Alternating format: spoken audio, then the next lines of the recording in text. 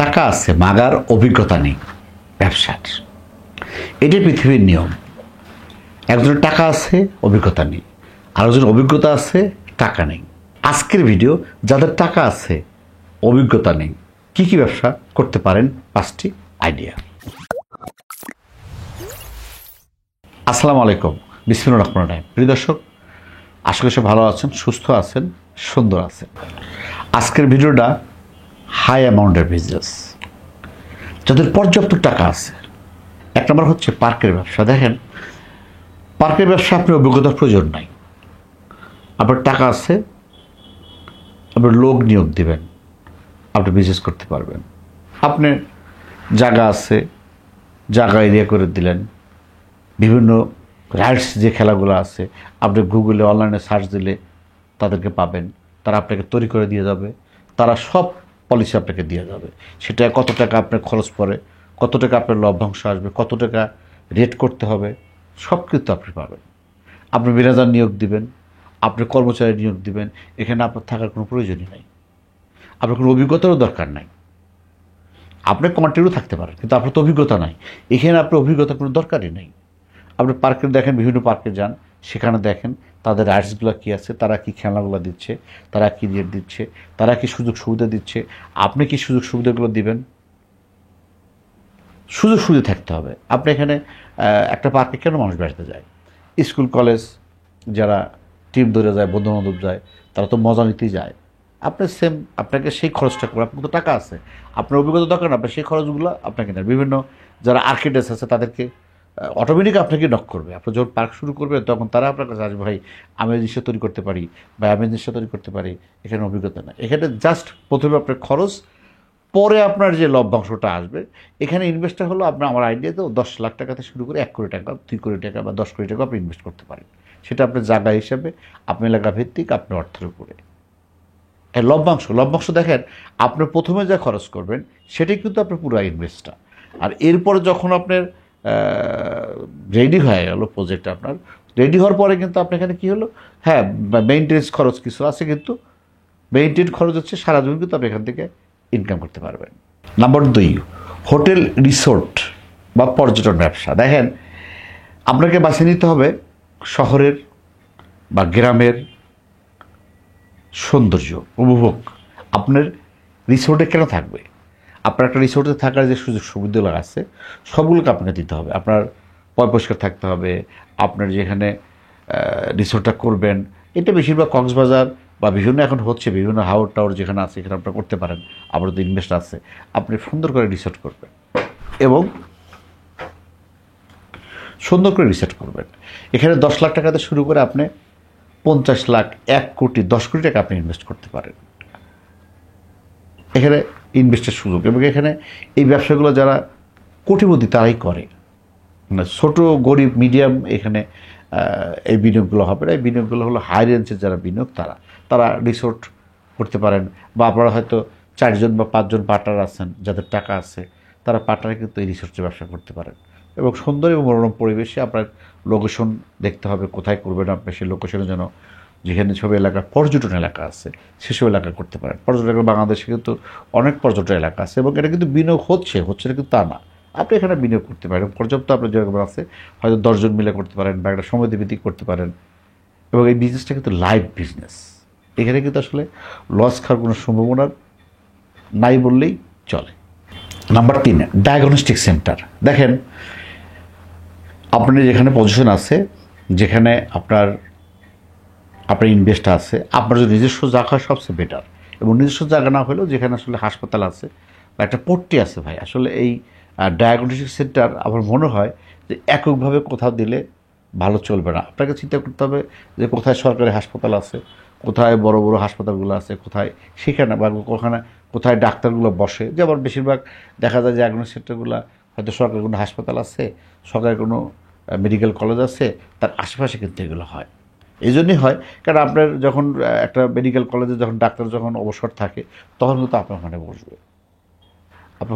এবং এখানে 50 লাখ থেকে শুরু করে আপনি 1 কোটি, 1.5 কোটি, 5 কোটি টাকা আপনি ইনভেস্ট করতে পারেন। আপনি যত ভালো মেশিন নিয়ে আসবেন, যত ভালো মেশিন আপনার ডায়াগনস্টিক সেন্টার তত ভালো, যত ভালো মেশিন, যত ভালো ডাক্তার তত বড় আপনার বিজনেস।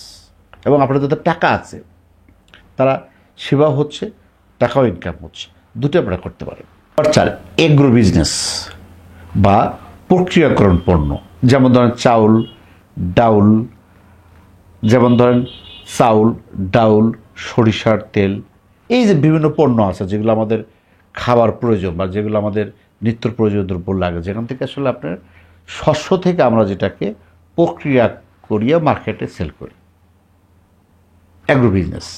আপনার যে কোনো কিছু, আপনার গম হোক, ধান হোক, চাউল হোক, সরষের তেল হোক, আপনার যে খাবারগুলো আমরা খেয়ে থাকি এবং কৃষক, আমাদের বাপদাদা কৃষক যারা উৎপাদন করে থাকে সেগুলোকে প্রক্রিয়া করে বাজারজাতকরণ। হ্যাঁ, এখানে আপনার কী লাগে, এখানে এই সবগুলো প্রক্রিয়া করতে কিন্তু মেশিন লাগবে।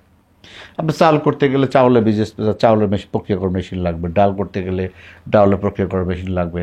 যে প্রোডাক্টটা আপনি করেন না, সরষে তেল করতে গেলে সরষে তেলের প্রোডাক্ট মেশিন, মানে আপনি কৃষকের কাছ থেকে যে পণ্যগুলো উৎপাদন হয় সেইগুলো, সেই যত কিছু আছে সেগুলোকে আপনি মেশিনের মাধ্যমে প্রক্রিয়াজাত করে প্যাকেটিং করে বাজারে সেল করেন। এখানে তো ইনভেস্ট লাগবে ভাই। আমি তো বলছি এখানে ইনভেস্ট, একটা মেশিন লাগবে, একটা লাগবে। আপনি এখানে 50 থেকে 30 লাখ টাকা থেকে শুরু করে 50 লাখ টাকার মধ্যে আপনি প্রক্রিয়া করতে পারবেন। আপনার অভিজ্ঞতা লাগবে না। আজকের ভিডিও কিন্তু অভিজ্ঞতা নাই, এগুলো কিন্তু আপনার অভিজ্ঞতা লাগবে না। আপনি যখন একটা মেশিন ক্রয় করবেন তখন কিন্তু আপনি এখানে কাজ করবেন না, কাজ করবে লোকজন, এবং তারা অভিজ্ঞ লোক কিন্তু কাজ করবে এখানে।